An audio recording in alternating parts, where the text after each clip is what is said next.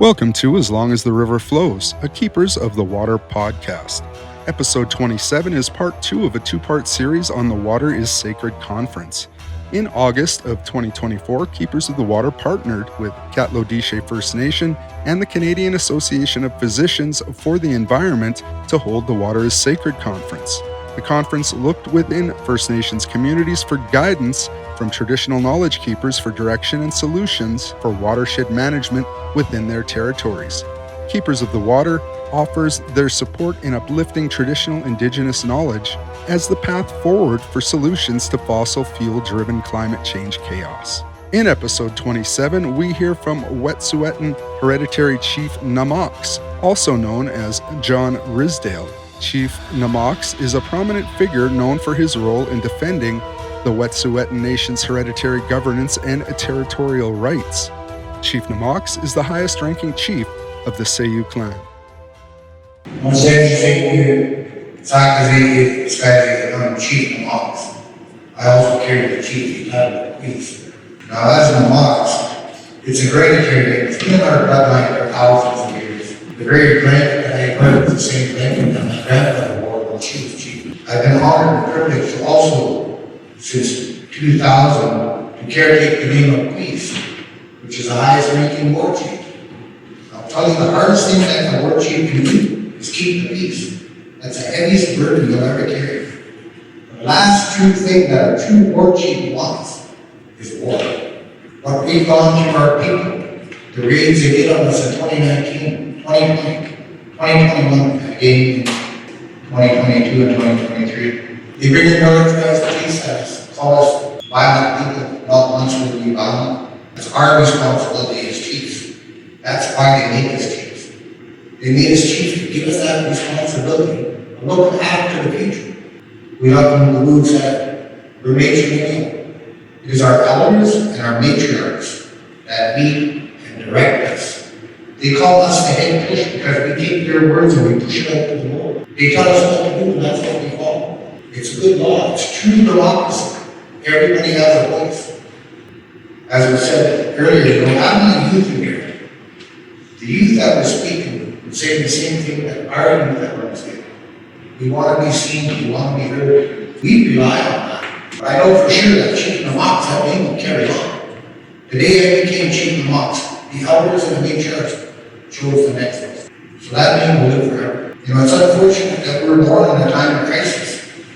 It's not a crisis that we created, but it's something that we have to live with and manage. The violence that come on us is the first time in a very long time that it's ever happened to a nation where a war has been declared, where our lives mean nothing, where they had snipers point rifles at women and children. For what? For protecting clean water. Let them know who we are, what our government system is. Our law is not good pen. It's our law, our way. That law comes from the land, the water, the air. And we always say for the betterment of all, because that is what it's for. You know, when we talk about being in Kátł'odeeche, people of the land, that's where your true law is. And when you get elected officials making decisions that industry of any sort, whether it be oil, gas, mining, forestry, has to be before the human, there's something wrong in this country when that happens. When they can say that a dollar bill is worth more than your grandchildren, there's something wrong in this country. It's obviously in a democratic country, that's not supposed to happen. That's why I truly believe in our system, the hereditary system. Because from day one, you're brought into this fact that you have responsibility to everybody. The amount of violence that they put on our people and on our lands for the oil and gas industry is a template. We knew that. Nowhere else in Canada they create another arm of the Royal Canadian Mounted Police. At that time it was called Community Industry Response Group. Now it's called Critical Response. Never before has that happened. And for what? For an industry that is going to kill water, people, breathing. Somehow they thought that the Wet'suwet'en would be acting alone. The world proved them wrong. We have 22,000 square kilometers of land that we're responsible for the next generation. Our relative to the kids have 33,000. Together, 55,000 square kilometers. We went to court against the province of British Columbia, and of course that case got dismissed. We said, you know what, that's not even a good fight, let's take on Canada. So December 11, 1997, the Delaware Estate Court case, ruling came down to prove that we exist. After thousands and thousands of years of looking after our own hands, December 11, 1997, Canada said we exist. And that they would treat us properly. Use this word consultation. I've always seen that in the world. They want to consult until you say no. Again, that goes into the weakness of the democratic process in this country where the industry is driven. Full disclosure, I was a natural resource referral coordinator for our 22,000 square kilometers for 14 years. So the process you go through of clean water, the process of battery movements, that was my job. And you could see how it was wavering more and more towards industry, because obviously, they got to get money, right? As was stated earlier, when you have a monitoring system of the government that's actually being steered by the industry, that just wants the water behind that dollar bill, there's something very wrong, and your voices aren't being heard. And the indigenous people of this country thought they were making some form of advancement. In 1982, when we got Section 35. I remember that, the only thing I can remember is the 1969 white paper, where they said we make us all equal Canadians, which means you're taking away all your rights. They say you would be equal Canadians, you'd be more less than secondary, because you wouldn't have to be consolidated. And hard to come along. We started redefining how we're going to protect the environment. They brought in the omnibus bills, 100, 200 bills within one section, very big in the middle, would be loss of protection forever. We're salmon people. They didn't say that they killed the salmon, they sure as hell wanted to kill the half. That's pretty sneaky. I remember in 1974, I wouldn't shake Prime Minister Trudeau's hand, because I remember the 69 white paper. I was a kid. Now you got his son married. Year or two ago, you want to shake my hand, you're joking. Why would I shake your hand? I would shake your father's hand because of what he did. We have an issue where industry is steering government, and that's not supposed to happen. We have an issue because this country is not listening to you. We always want these solution away. They get so sidetracked in that divide and conquer and that violence put on top of it, that sometimes they want us to not pay attention to what they're truly doing. We have to stay focused on what's happening.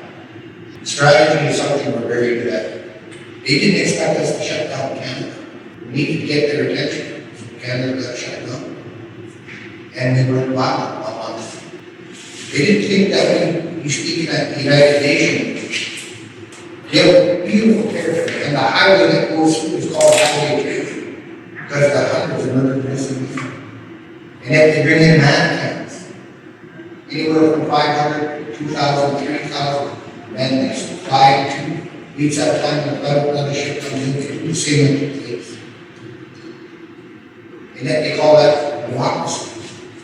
When you try to save water, salmon, race, and who you are as people. But what they don't expect is what you're doing right here. People getting together, people with one heart, one mind, one goal, and knowing you're doing the right thing. That's what power is. The opportunity of power. The third person is power. Ours are being together, sharing the stories, telling the truth, and let that truth get out there. That is power. I think that quite often they try to make it so dependent on it. They take so much away over the years that somehow we become normal to going to ask for something when it's your wants. You have the right to say, no, it doesn't matter what they bring at us. What's happening to us, I don't think we'd have the guts to do with anybody else, because it's not in secrecy. The world is aware. And that's what you need. You gotta let the world know, aware of everything that's happening in this country. You know, this week, we worked with a lot of international organizations, and Amnesty International came on. So first time in Canadian history, one of our wing chiefs, Sahil, he was sentenced to 60 days house arrest. So the first time in Canadian history, he is now being called a prisoner of conscience. And there's never ever been one in Canada. You've got to think outside the box that they reach out, do that out. There's more people in this world that want to stand with you than you are aware. We put a lot of time into doing that outreach. We put a lot of time into telling our people because of the labels that we are. And the very fact that you're doing these gatherings and you're solution oriented is huge, especially to you. You're giving all the credit. I have so much faith in this next generation coming up. Because they won't have to do or go through what our grandparents did, what our parents, what we do. Because they can make the difference by just being who they are. You know, when you get people together that have that same goal, that same memory, and that same positive attitude of that we can make a difference, I don't care if they send burn guns at us. I don't care if they try to take what really is a third rate of us. What I do care about is they need to be aware that this country is better than what they think it is. We're worth more than $1. You know, when you pay for water that's more expensive, you have a gallon of gas. That's pretty strange. And it shows the influence of governments that are being controlled by an industry. It's so bad that when we meet up, we can tell them our politicians are lying to us is their lip service. I see the influence of that orange fellow with tiny hands down so talking about that. But that's not a bad thing. That's actually a challenge for us to write. Take that control back that we've always had. Have that voice.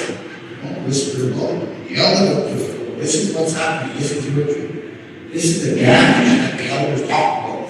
And we don't want that same thing to happen to our children and grandchildren. I often wonder about the fear factor. What is there to be afraid of? Our elders always told us that. There's nothing to be afraid of. Tell us your truth. I don't know why they think that the violence they inflict upon us, all the surveillance they do, create arms of the RCMP, you know, these here mercenaries that they send us is going to scare us. I'm more afraid of what will happen to our kids and grandchildren if we don't do something. Take that control back. We never actually lost it. They only have assumed and presumed authority. For ourselves, we're not treating every sign. They kept on saying, oh yeah, well, it's the only vehicle available. I guess fortunately or unfortunately at the time I was a nation speaker. I said, well, the wheels fell off the vehicle, the motor blew up, and the wrong people were driving it. I said, the real people that have the voice are the ones that have to make the decisions. Because they're the ones that are making the decisions for 100 years. 100 years from now, our great-grandchildren should be able to drink out of our waters and eat our fish. That's what real decision making does. That's what you need to do. That's what you need to do. Let everybody know that your voice is there. You're doing the right thing for the future.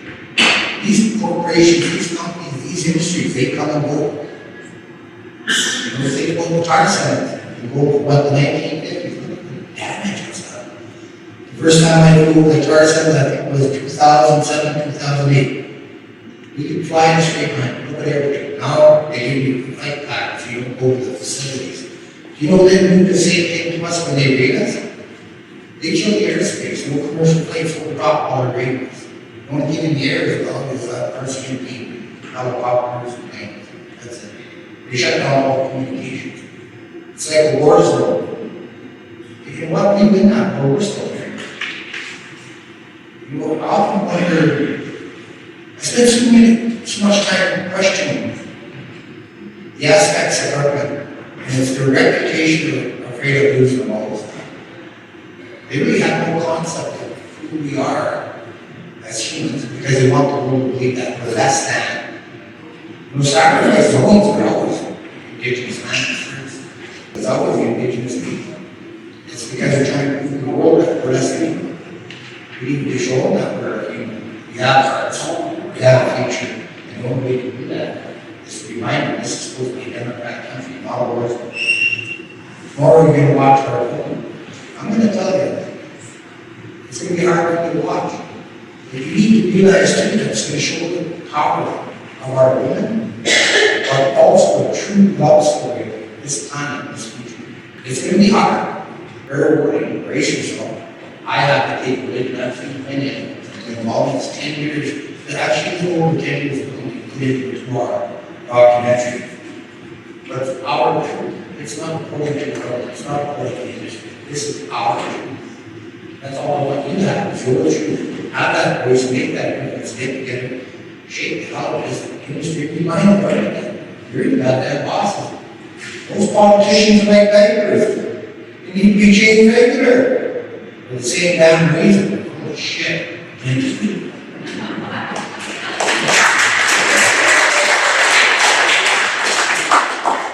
Thank you. That was Wet'suwet'en and Hereditary Chief Na'Moks. Thank you for listening.